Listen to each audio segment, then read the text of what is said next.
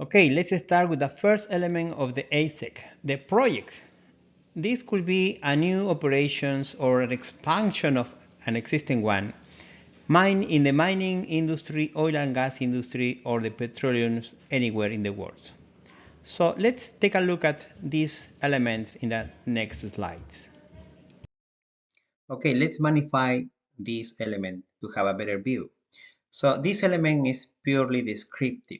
It highlights the project name, the project objective, and the components that generates or solve the conflicts. This element doesn't participate in the social license to operate calculation because it's merely descriptive.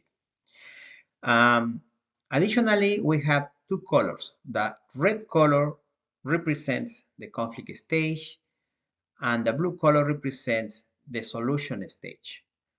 So here you have a small picture that represents the social conflict stages. So let's take a look at these pictures in this way. Here you have the x-axis is time and the y-axis is conflict intensity. As you see here, we have the red color shows the conflict process from low to high intensity, highlighting escalation to the crisis stage.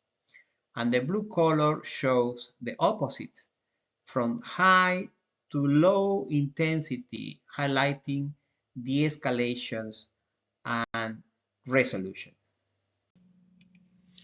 So the latent conflict. In this stage, tensions are just beginning to emerge.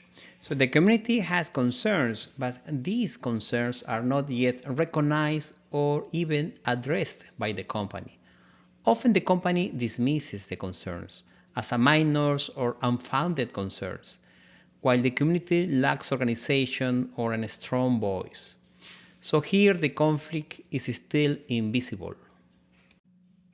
Then go to the emerging conflict.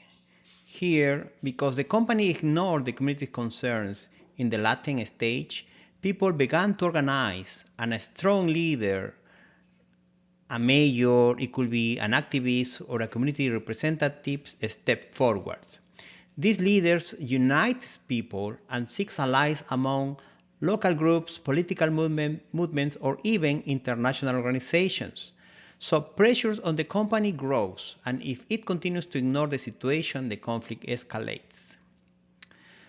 So in the escalation stage, the conflict becomes visible. Communities and supporting organizations hold marches and protests, but they respect the rule of law. It means no violence. However, this point is a hot point, and any actions can trigger to a violence.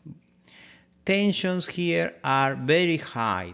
Protests may spiral out of control, moving to the conflict closer to the crisis. So in the crisis stage, this is the peak of intensity. Nobody wants to be here. However, communities may block roads or occupy facilities. Companies may respond with security measures or legal strategies.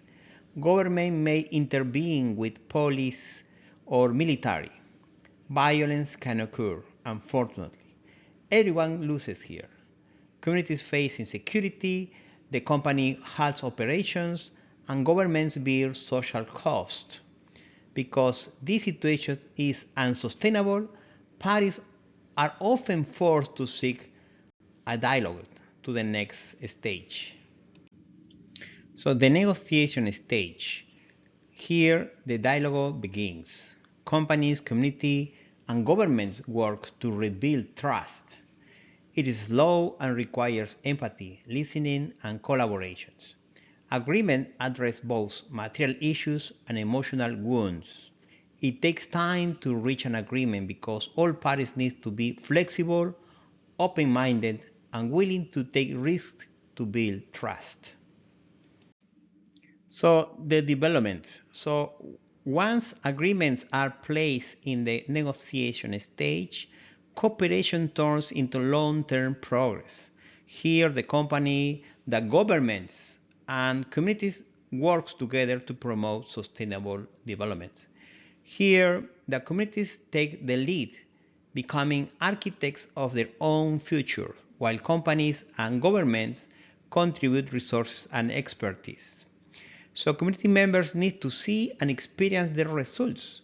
They want to see the new hospital, the new school, and other social services.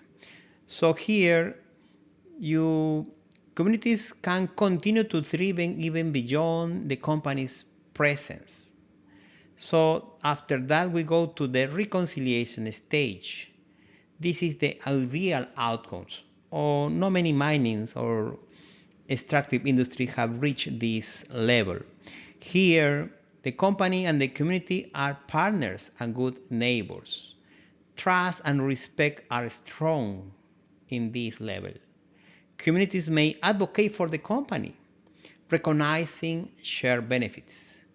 Maintaining trust requires transparency, consistent actions, and open communications.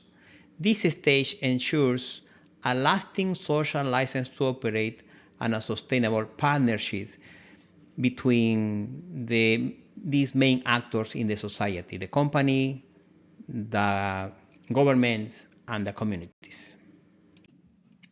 Let's go back to the first element of the ASEC.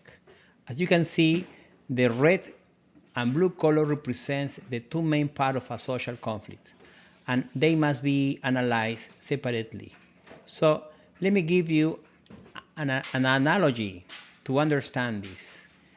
Think of the process of visiting a doctor. When you go for a checkup, the doctor asks questions and may request some tests to fully understand what is happening. This phase represents the red color, the escalation of the conflict from low to high intensity. Once the doctor identifies the problems, they prescribe treatment. If the patient follows it carefully, they begin to feel better and recover. So the recovery process is the blue color, the de-escalation stage of the conflict. In sum, a conflict or a social conflict analysis must be separate the conflict escalation stage from the conflict resolution stage. So to fully understand a social conflict, you need to use the ASEC tool twice. First, to analyze how the social conflict escalates, and then to study how it's resolved. Each stage has its own social license to operate level. Again, so you need to use the ASEC tool twice. One for the social conflict escalation with its social license to operate calculation, and then the social conflict resolution stage, where you will find a different social license to operate or a higher social license to operate level.